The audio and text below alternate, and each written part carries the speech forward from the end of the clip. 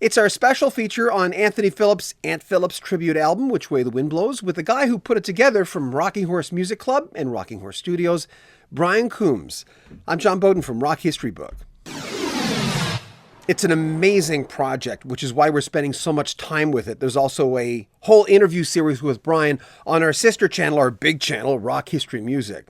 There'll be links in the description of this video, where he talks about an album that we both love, Small Creeps Day from Mike Rutherford, a lot of Genesis stuff, working with Anthony Phillips and Steve Hackett, and John Helliwell of Supertramp. It's a great feature on our sister channel. Which Way the Wind Blows was released last year, and we go track by track with Brian Coombes. How did this project come to fruition? Initial idea, share that with us. Michael Clifford, who is the managing director at a venue in East Sussex called Trading Boundaries, is a big prog fan. Trading Boundaries is kind of a bastion, it's an oasis of prog rock in Winnie the Pooh country in East Sussex. And Steve Hackett does a Christmas show there every year. And Rocking Horse Music Club played a show there in 2018 of our own original material. And I got to talking to Michael about every year they do a Genesis weekend, and it's usually around Easter. And Michael knew that I was a big Genesis fan and knew that I was friends with Ant Phillips.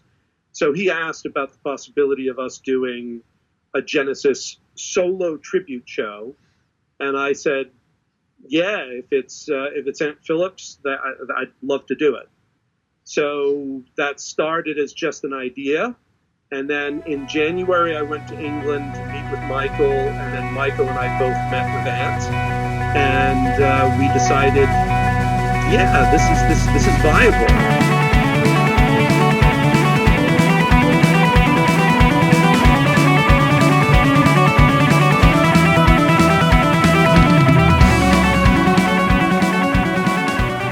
And again, Ant kept wondering, he didn't know what the audience for something like this was going to be. And Michael, who does this thing for a living, this is what he does, promoting shows, said that there would be an audience for this. So I said to Ant, I said, look, if Michael's game for this, let's just put it out there that we're going to do these shows and see what happens. And the reaction, we got a positive reaction.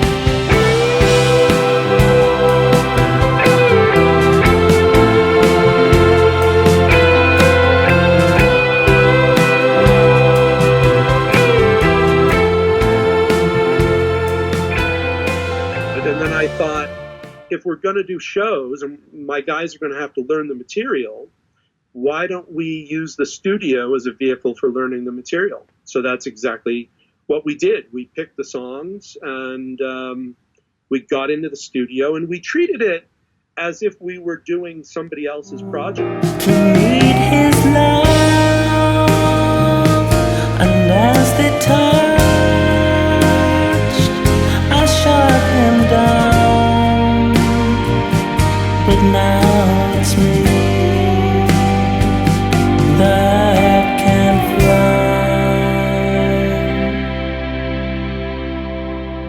fly. We use the original recordings as, and I don't mean to demean them, but we use them as the demos. And we thought, all right, what would we do with these songs in 2019? And we plucked them off one by one by one. And I'm really fortunate that I've got an amazing group of musicians that work with me here at the studio. So I'm an ARG, lead-off track from Ant's album Sides in 1979.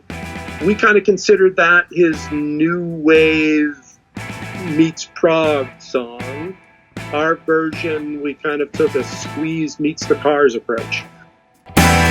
They wash you up, they squash you up, you find your brain is going bad. You play the game, it's all the same, the wisest fools who's really mad. You take a gun to save his sons, and God's brain is bulletproof. And so it's welcome to the ministry of everlasting truth. Hospital Carolina. Paper Chase, from Ant's second album, Wise After the Event, kind of sounds like vintage Genesis from Wind and Wuthering, Trick of the Tail, 12-string guitar, mellotrons, beautiful chorus. Wait, don't let it wear you down. Call me and I'll be right down, come what may. So Which Way the Wind Blows is the title track of our album, and it's probably one of the songs that we took on the wildest ride, right? Ant's version is a pastoral 12-string guitar version. We tried to make ours, believe it or not, more of an R&B feel. That was the feel that we did when we were tracking the drums. Noel McCall's vocal pushed it in that direction a little bit. Probably my favorite production on the record. And of course, the end turns into this big progressive rock epic with the mighty Steve Hackett doing the solo. Some spend their days in slumber. Look, someone is weary toiling. Oh, be my guest to come back home. Oh, come, you'd be better off at home.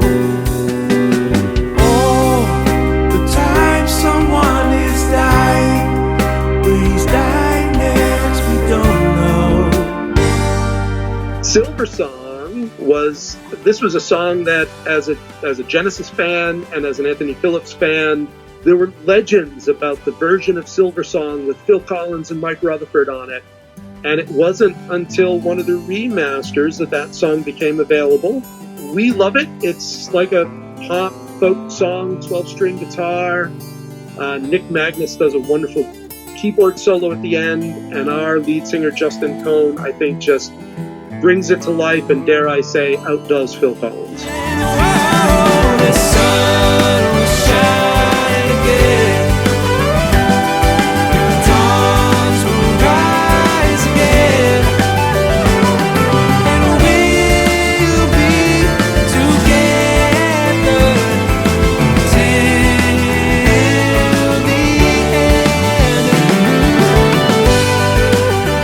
end. Something Blue was an outtake from the Invisible Men album. That's one that we had Evelyn Cormier from American Idol sing, and we took it from Ant's a demo that had it as kind of a pop song. We took it in kind of a smooth, smoky jazz feel. Something blue, something far away. In your eyes I can see the rain. Bittersweet, falling on me again. Pulling Faces, that's another song from Ant's album Wise After the Event. I knew that the band was going to enjoy playing that. Justin Cohn, our lead singer, really knocked the vocal out of the park, although he still doesn't understand the lyrics. So ask Ant about those. Pulling faces and swapping places, I got the bull by the horns.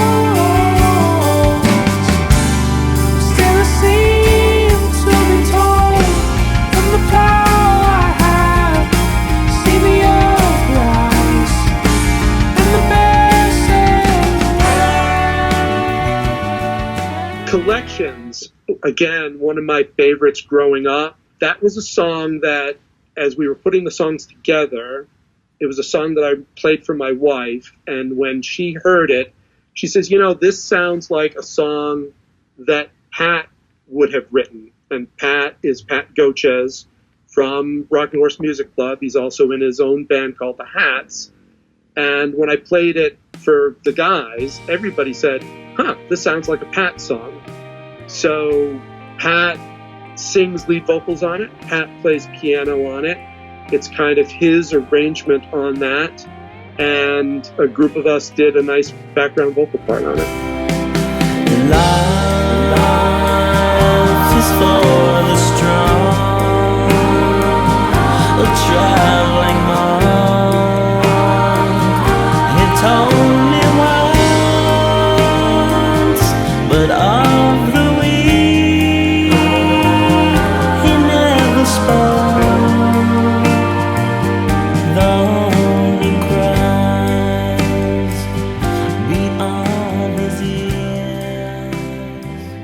The next song is Sleepfall. That's a song that segues directly out of Collections. It's a beautiful instrumental. It's a simple melody that on Ant's version just continues to build layer to layer. So our version, we started with that. We stayed true to it. It starts with piano. Then we added John Hackett on the flute. Then we added Kate St. John on the oboe. And then our lead guitar player, Myron Kibbe, he does a nylon solo first, then a clean solo. And then, unlike Ant's version, we built it up something similar to Genesis's Firth of Fifth, where it ends up being this, starts off delicate and quiet with the flute and ends up being a big basher with mellotron and guitar. So that's where we ended up with it, with mellotron and bass pedals and big drums and Mike McAdam and Myron Kibbe, two of our guitar players, doing a harmonized guitar at the end.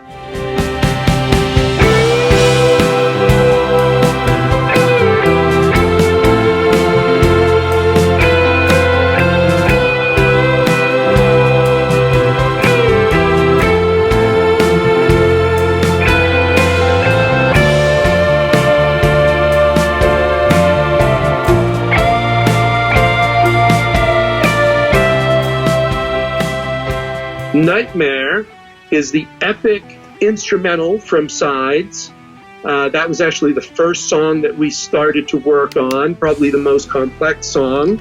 That was the one we thought, hey, look, if we can handle this is why we did it first. If we can handle Nightmare, we can handle any of the other songs. So we got together with Eric Wagley, the drummer, and Brendan Harrisades, the bass player, and I had put down a basic keyboard part for all of the parts for the tune. And we were pretty successful pretty quickly. So that's what gave us the encouragement that, yeah, we're going to be able to go ahead and do this. So we put that down, and then Mike McAdam and Myron Kibbe came in and played some guitar.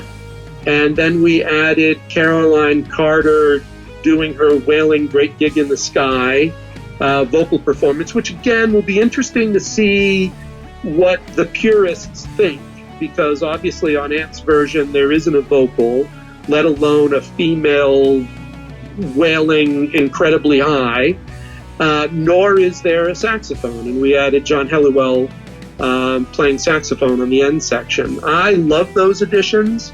I haven't asked Ant what he thought of those additions, but I love it because, again, it added a Pink Floyd influence to an Anthony Phillips song, so it was kind of cool for me to have one influence on another influence's record.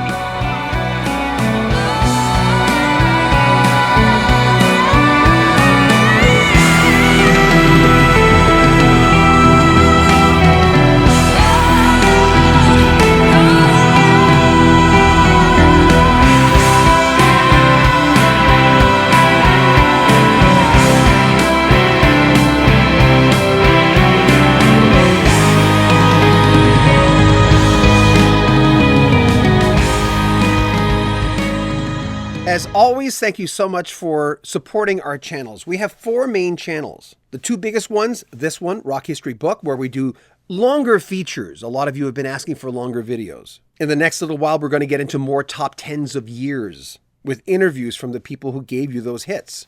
Rock History Music is our huge channel, which will hit 50,000 subscribers in the next month or 2. We have a plethora of Canadian interviews that we're going to start sharing with you. So if you like Canadian music, a lot of this stuff has not penetrated, let's just say, to other countries. It's more the CanCon stuff, what we call.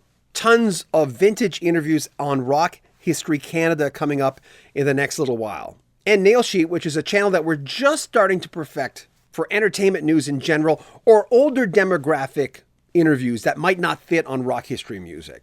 Links to all of them in the description of this video. Make sure you comment on our videos, subscribe to our channel, and share our videos. Share them on social media. We'd appreciate that. Remember, t-shirt sales helps us continue because we hire students, film students, to edit these interviews. And we basically pay them with money we make from t-shirt sales. The more we sell, the faster we can get these interviews and these features out to you. Links in the description of this video to pick up a t-shirt. Make sure you comment on our videos, subscribe to our channel, and share our videos. I'm John Beaudin. This is Rock History Book.